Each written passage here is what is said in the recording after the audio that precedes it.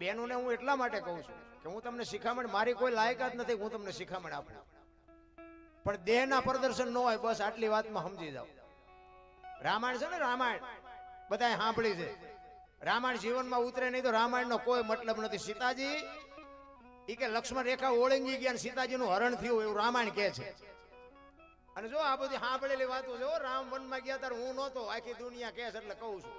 હા, માનવું હોય માનજો ને ડિલેટ મારી દીજો.